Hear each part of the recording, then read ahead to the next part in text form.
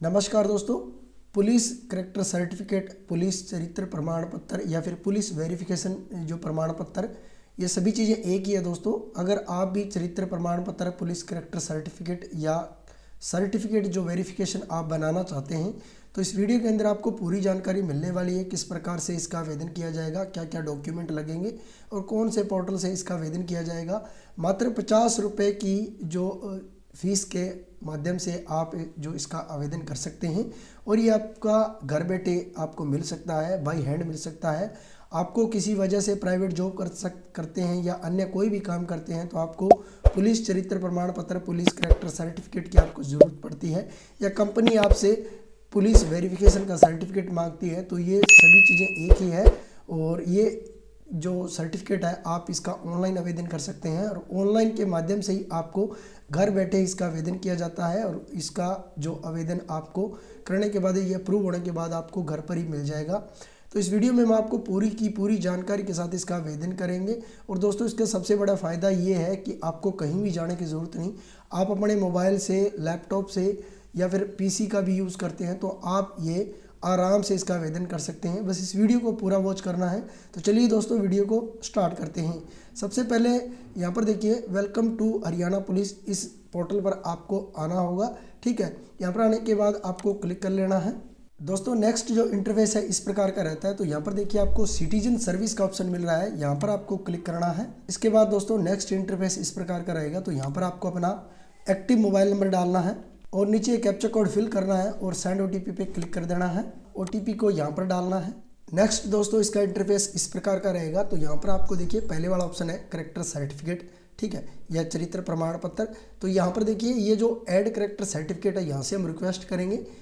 Modify character certificate यहाँ से request कर सकते हैं। बढ़ने के बाद अगर किसी प्रकार की कोई दिक्कत आती है, अगर आप जैसे ही रिक्वेस्ट लगाएंगे तो आप सर्च कैसे करेंगे, व्यू करेक्टर सर्टिफिकेट के अंदर आप सर्च करेंगे। ठीक है, तो सबसे पहले हम ऐड करेक्टर सर्टिफिकेट रिक्वेस्ट के अंदर हम क्लिक करेंगे। नेक्स्ट दोस्तों, इसका इंटरफेस इस प्रकार का रहता है। ये फॉर्म हमारा खुल चुका है, ठीक है, जिसमें हम ऐड करेक्टर सर्टिफिकेट रिक्वेस्ट जो डालेंगे। अब इस फॉर्म को फिल करेंगे। यहाँ पर आपको 3 ऑप्शन दिए जाते हैं, फैमिली आईडी, आधार नंबर और नो फैमिली आईडी। तो तीनों में से कोई भी एक ऑप्शन आपको क्लिक कर लेना है। अगर मान लो आप फैमिली आईडी उससे डाटा फैच करना चाहते हैं तो यहाँ पर आपको फैमिली आईडी नंबर डालना है।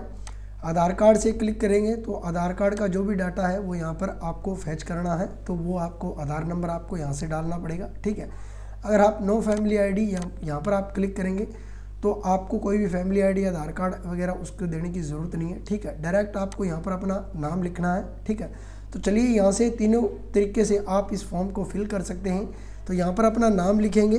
ठीक है, नाम लिखने के बाद आपको लास्ट नेम है वो आपका लिख देना है। आप लास्ट नेम आपका क्या यूज़ करते हैं। ठीक है, अब दोस्तों यहाँ पर आता है रिलेटिव टाइप। तो रिलेटिव टाइप के अंदर आप अपने जो आईडी देने वाले हैं उसके अंदर क्या रिलेटिव, जैसे कि फादर आप यहाँ पर डाल देंगे। ठीक है, तो जो भी आईडी देंगे यहाँ पर आपका रिलेशन डालना है। उसके अंदर रिलेशन क्या है, जैसे फादर है तो अब उसका जो रिलेटिव 1 है उसका नेम आपको डालना है। नेम डालने के बाद अब आपको आईडी टाइप डालना है कि क्या आईडी आप देने वाले हैं, जैसे आधार कार्ड, ठीक है, जो army licence, driving licence, income tax, PAN card, passport जो भी है। तो आधार कार्ड सभी के पास होता है तो आप आधार कार्ड यहाँ पर सेलेक्ट करेंगे। आधार कार्ड सेलेक्ट करने के बाद आपको रिलेटिव टाइप 2 के अंदर आप किसी को डाल सकते हैं। आप सेल्फ भी हो सकते हैं या फिर आप अपने मदर को भी चूज़ कर सकते हैं, अन्य भी आप चूज़ कर सकते हैं, जो भी आपको ठीक लगे।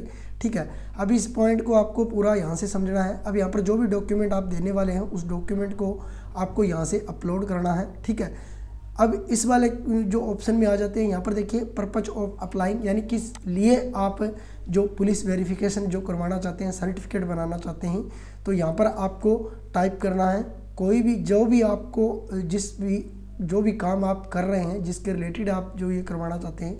ज़्यादातर ये प्राइवेट जॉब के लिए चाहिए होता है या फिर बाहर जो वीज़ा है, बाहर किसी अन्य काम के लिए जो विदेश में लोग जाते हैं तो उसके लिए ज़रूरत पड़ती है। ठीक है, बाकी आपको अन्य काम के लिए भी ज़रूरत पड़ती है तो आप इसमें उसका जो लिखेंगे, जैसे यहाँ पर जॉब वर्क लिखेंगे या फिर आप प्राइवेट जॉब लिखेंगे। इसके बाद आपको नीचे देखिए मोड ऑफ रिसीविंग, तो आप किस प्रकार से जो अपना सर्टिफिकेट है वो आप लेना चाहते हैं दोस्तों। ठीक है, तो यहाँ पर देखिए ये जो पर्सन बाय हैंड होता है ये बहुत अच्छा रहता है। बाकी वायरलेस से अगर आप करते हैं तो आप यहाँ से अप्लाई करेंगे तो आपको यहीं पर ही सर्टिफिकेट मिलेगा। जो पहले वाले मैंने जो शुरुआत में हमने बताया था कि यहाँ जहाँ से आप सर्च करते हैं वहीं पर ही सर्टिफिकेट आता है। लेकिन वायरलेस के अंदर दोस्तों जैसे आज अप्लाई करेंगे तो 15 से 20 दिन लग जाते हैं, लेकिन अगर बाई हैंड आप करते हैं तो सारा कुछ कंप्लीट होने के बाद 5 या 7 दिन के अंदर आपको ये सब कुछ मिल जाता है, अगर आप डॉक्यूमेंट सही तरीके से आपकी वेरिफिकेशन हो जाती है तो अप्रूव होने के बाद, ठीक है। बाकी आप बाय स्पीड पोस्ट भी कर सकते हैं, बाकी सभी के सभी ऑप्शन हैं वो बढ़िया है, ठीक है।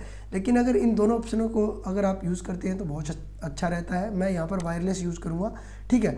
अब यहाँ पर आपका जेंडर मेल फीमेल है वो आपको सिलेक्ट कर लेना है, ठीक है। इसके बाद आपका लैंडलाइन नंबर है कोई तो वो आप दे देंगे, ठीक है। मोबाइल नंबर आपको जैसे एक्टिव मोबाइल नंबर है आप यहाँ पर चेंज भी कर सकते हैं, ठीक है। अगर आपने जैसे ही जो शुरुआत की थी सिटीजन आईडी से तो वो भी मोबाइल नंबर आप यहाँ से रख सकते हैं। इसके बाद आपको अपना ईमेल आईडी दे देना है। ईमेल आईडी देने के बाद आपको आईडी नंबर डालना है। आईडी नंबर आपको आधार कार्ड आईडी नंबर डालना है, जो भी आपका आधार कार्ड नंबर है, ठीक है। इसके बाद आपको रिलेटिव टू है उसका जो भी नेम है वो आपको डालना है। ये सब कुछ डालने के बाद आपको स्क्रॉल करके नीचे आ जाना है, या ठीक है। नीचे आने के बाद यहाँ पर देखिए आपको डेट ऑफ बर्थ जो दिया हुआ है तो यहाँ पर आपको अपनी डेट ऑफ बर्थ है वो आपको डेट ऑफ बर्थ डालनी है, ठीक है।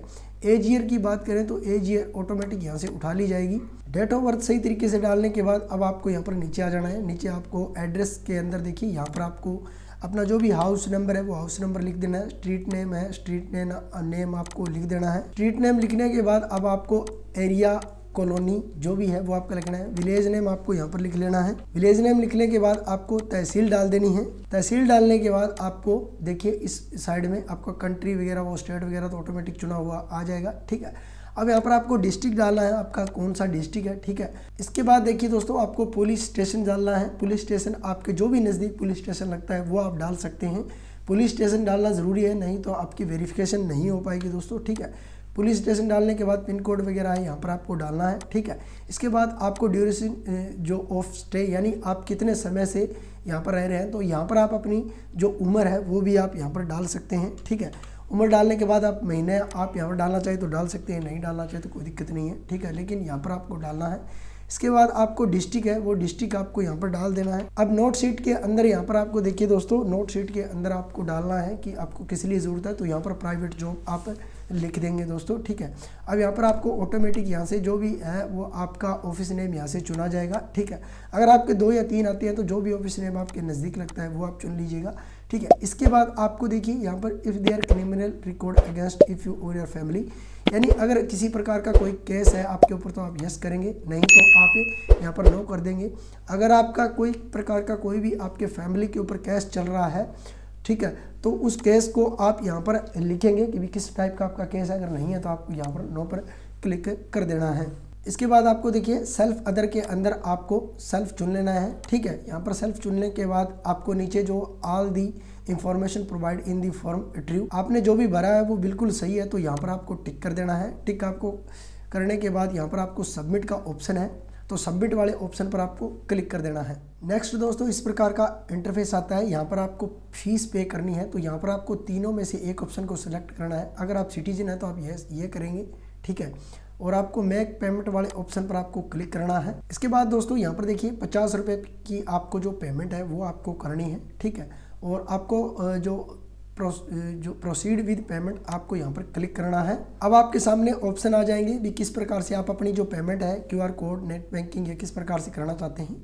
तो जिस भी तरीके से आप पेमेंट करना चाहते हैं वो उस तरीके से आपको पेमेंट कर देना है। और पेमेंट करने के बाद 2 या 3 दिन के अंदर आपके पास पुलिस स्टेशन से कॉल आता है तो आपको मोबाइल नंबर अपना एक्टिव रखना है दोस्तों। तो इस प्रकार से आप पुलिस जो सर्टिफिकेट है करैक्टर सर्टिफिकेट है वो ऑनलाइन कर सकते हैं और घर बैठे ही आप इसका किसी प्रकार का अदर का कोई भी चार्ज आपका नहीं लगेगा और आपको कहीं भी जाने की ज़रूरत नहीं, आप अपने डायरेक्ट मोबाइल से ही कर सकते हैं। तो इस प्रकार से आप जो पुलिस वेरिफिकेशन करवा सकते हैं, सर्टिफिकेट बनवा सकते हैं अपना खुद घर बैठे ही। अगर वीडियो अच्छा लगता है तो वीडियो को लाइक कर दीजिए, दोस्तों के साथ इस जानकारी को ज़्यादा से ज़्यादा शेयर कर दीजिए। अगर इस प्रकार के और अधिक अपडेट अगर आप लेना चाहते हैं तो चैनल को ज़रूर सब्सक्राइब कर लीजिए। पूरा वीडियो वॉच करने के लिए धन्यवाद दोस्तों।